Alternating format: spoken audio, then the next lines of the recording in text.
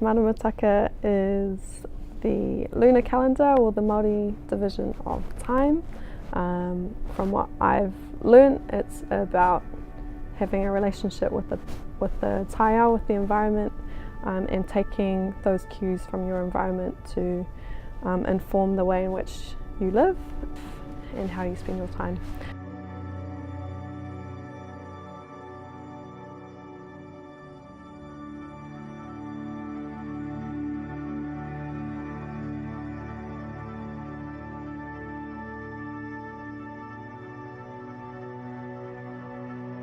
I use the Manamataka in my life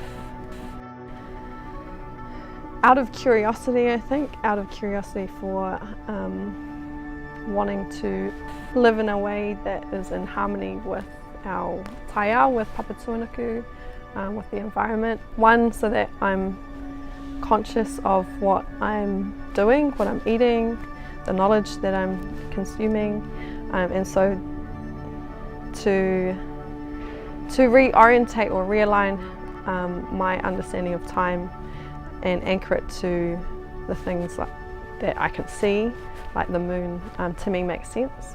And it's a way for me to be a step closer to understanding the mindset of my tupuna.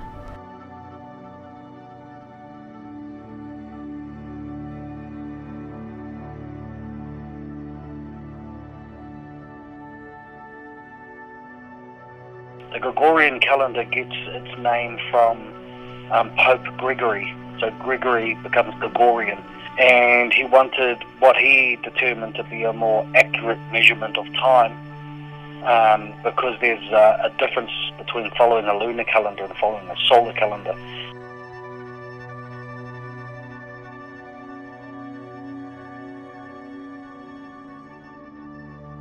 To me, it's almost, in a world where we're fixated on profit, we're fixated on productivity, on maximising the return. For me, it's a way to flip that table and go, what am I giving? What am I giving back to my environment? It is historically the most universally followed calendar of Indigenous cultures before the creation and shift to the solar calendar, which came later on. So throughout the world, most cultures followed the lunar calendar.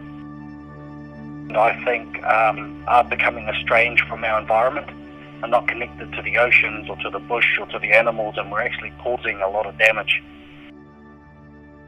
So as part of our move back to revive some form of sustainability, people are wanting to connect, and the lunar calendar is a way that people can connect not only just to the environment, but following the lunar calendar is like recognizing the spiritual dimensions and the spirituality within astronomy. And so I think that's why people are really starting to grow their knowledge around this stuff.